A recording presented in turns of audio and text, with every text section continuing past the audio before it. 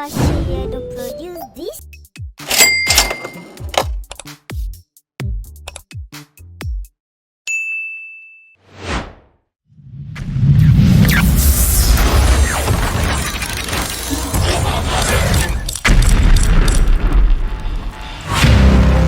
Forolagba, Forolagba, Forolagba, Forolagba, Forolagba, Forolagba, Forolagba, Forolagba. I see Forolagba for Yoruba land don't come again, no.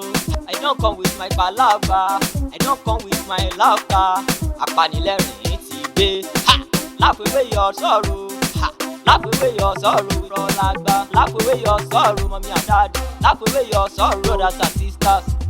With Forolagba, laugh away your sorrow, Forolagba, laugh away your sorrow. Ha! It's for children, it's for daddy. Iṣẹ́ lóògùn iṣẹ́ múra síṣẹ́ ọ̀rẹ́ mi. 70 years old man. Nah, they believe say na magic I dey use. My boss, she Forolagba of Yoruba land. Welcome, sir. Ọ̀túnba dey pay ta. She Forolagba. Welcome, sir. Welcome, sir. Where Segun?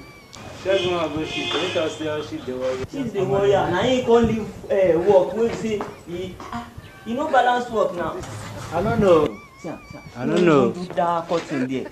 This kind of work, you won't spoil work for me. Are you playing? If you no balance work, one side drag, another side Continue. drag. You no go dey balance again now. No go balance now. Forolagba, Forolagba, Forolagba, Forolagba, Forolagba, Forolagba, Forolagba, Forolagba, Forolagba. You say na boss come now. You want to work for my hand. The time when they request say mineral. Not be juju be that. That time he no know am. If he drink next 10 mineral, if he drink am for only one day, say na life I now. want to do that place so you never finish. Are you playing? No, you do please. You go leave that one, come do this one. Face your world, don't worry. I go down. I leave am.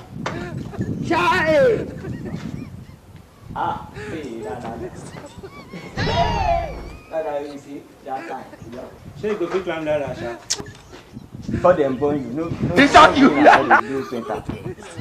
That is still dey young now. You think say you dey wise? Still young, because they are giving away and using it still. What I say. One whole ladder for me. Mama, whole ladder for me. I go climb am. Hold on, me. Hey, you hold on, you know hold on. Say, oh, I go climb. I don't go that time. You like see. Kadam.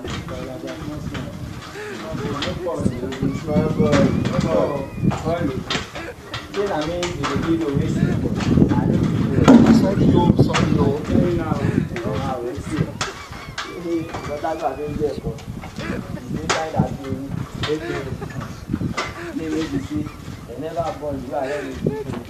Forolagba, Forolagba, Forolagba, Forolagba, Forolagba, Forolagba, Forolagba, Forolagba, Forolagba. Tí o ní bá mi kó, a ti dé ìyàwó.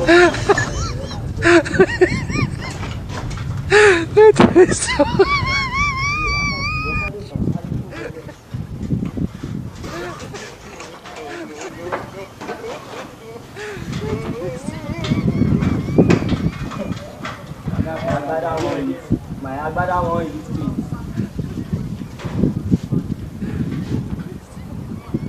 No, see, when I don't be sheep, my agbada, my double agbada, you won't be. That one too dey okay.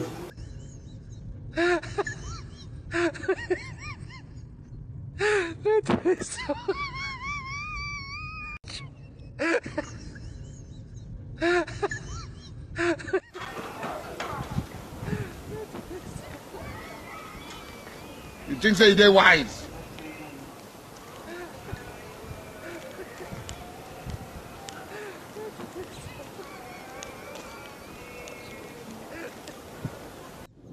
Sorry yo.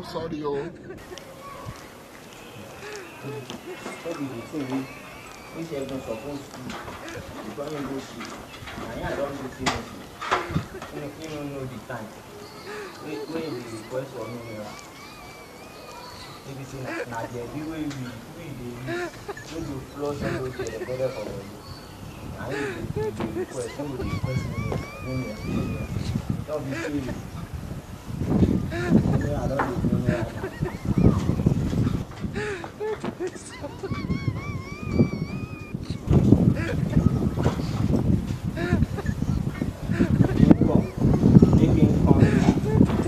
Forolagba, Forolagba, Forolagba, Forolagba, Forolagba, Forolagba, Forolagba, Forolagba, Forolagba.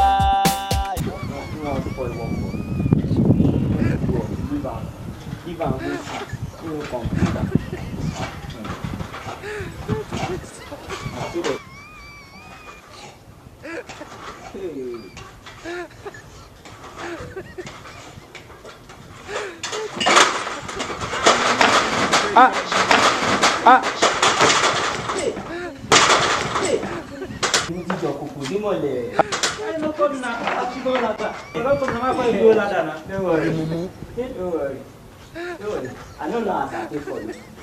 But you thought you say that I did the camera. Is that I say now the video? Hey.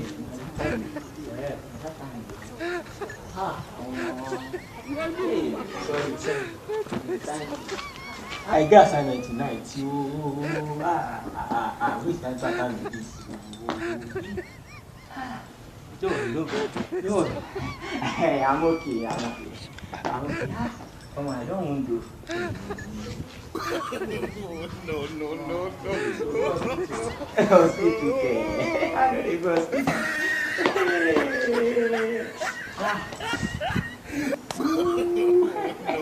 No. Forolagba, Forolagba, Forolagba, Forolagba, Forolagba, Forolagba, Forolagba, Forolagba, Forolagba. You can see perfect touch. Yeah, it is done by Action Boy Creativities. If you want perfect touch to your house, what are you looking for? See now, see their work. See as he fine. Very perfect. If you want perfect touch to your house, to make it the best among the rest, just call Action Boy Creativities. They are the best. You see their number. And if you want us, Forolagba, and Otumba, to advertise for you, comment, and follow us. Make you follow. Make you dey watch our video very well. Forolagba, apanilẹ́rìn ti dé. Forolagba, Forolagba, Forolagba, Forolagba, Forolagba, Forolagba, Forolagba, Forolagba, Forolagba, why you dey do lagbalagba? Forolagba, why you dey do lagbalagba? You don come with your palava. Forolagba, why you dey do lagbalagba? You don come to dey trouble everybody.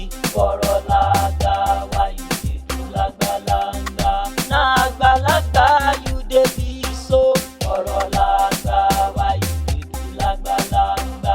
Na you for here, na you for there, you dey scatter. Na you for here, na you for there, you dey scatter everywhere like yam pepper scatter. You no get sense and you get e no correct. Lagba Undagbadag yẹni tó fa gbana pẹ̀ lágbàdàg. I ṣì Forolagba of Yoruba land don come again o. I don come with my palava, I don come with my laughter. Apanilẹ́rìn ti dé.